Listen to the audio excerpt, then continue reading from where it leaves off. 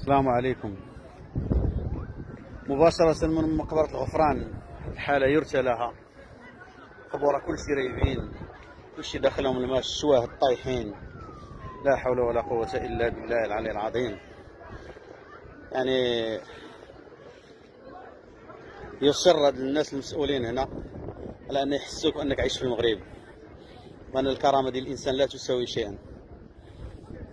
ما كاينش شي مسؤول هنا، آلاف ديال البشر هنايا في الروضة، ما كاينش شي مسؤول يجي يطيب خاطر هاد الناس، ولا يبديو حسن النية، ولا غير يوقفوا معاهم، ولا غير يشدوا بخاطرهم.